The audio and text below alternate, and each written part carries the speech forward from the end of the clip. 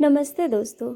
आज जो हम कहानी सुनेंगे उसका नाम है इन सब के लिए भगवान तेरा धन्यवाद। आइए सुनते हैं कहानी।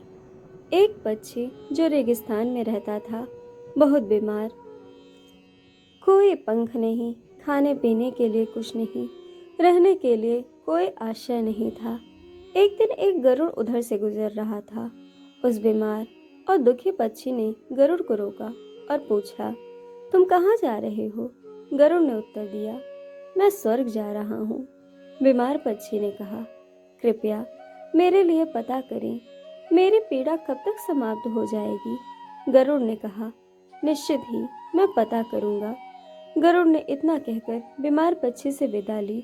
गरुड़ स्वर्ग पहुंचा और प्रवेश द्वार पर देवदूत को बीमार पक्षी का संदेश दिया। देवदूत ने कहा, पक्षी के जीवन में अगले 7 वर्ष इसी तरह कष्ट लिखा हुआ है। उसे ऐसे ही 7 वर्ष तक कष्ट भोगना पड़ेगा। तब तक उसके जीवन में कोई खुशी नहीं है। गरुड़ ने कहा, जब बीमार पक्षी यह सुनेगा तो वह निराश हो जाएगा। क्या आप इसके लिए कोई उपाय बता सकते हैं?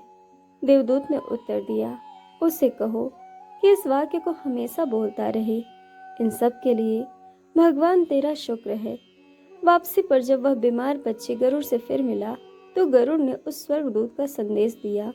7-8 दिनों के बाद गरुड़ जब फिर उधर से गुजर रहा था तब उसने देखा कि पक्षी बहुत खुश था। उसके शरीर पर पंख हो गए थे। उस रेगिस्तानी इलाके में एक छोटा सा पौधा लगा हुआ था।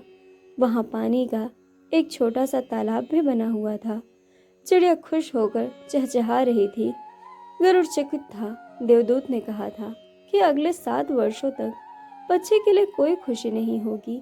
इस सवाल को ध्यान में रखते हुए गरुड़ स्वर्ग के द्वार पर देवदूत से मिलने पहुंच गया।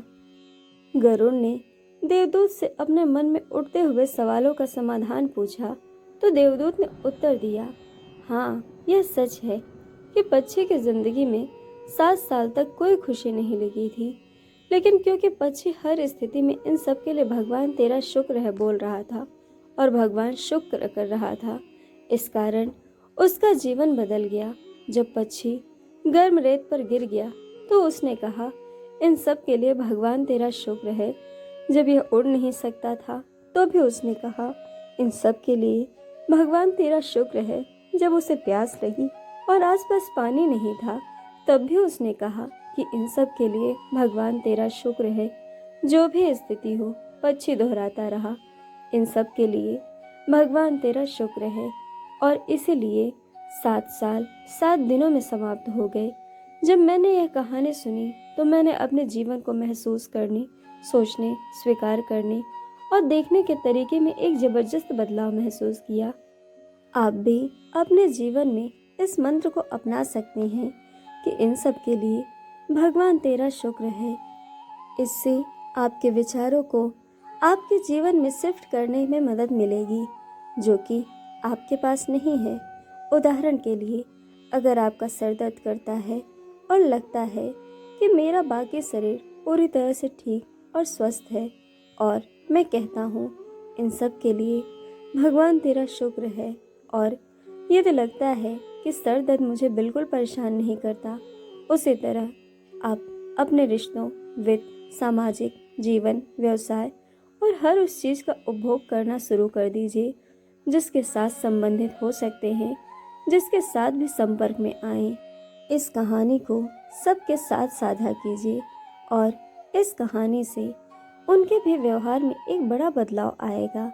इस तरह भगवान को शुक्राने से जीवन वास्तव में गहरा प्रभाव पड़ेगा। ऐसा लगने लगेगा कि मैं कितना धन्य हूँ, मैं कितना खुश हूँ, जीवन कितना अच्छा है। तो दोस्तों, यह थी कहानी इन सब के लिए भगवान तेरा धन्यवाद।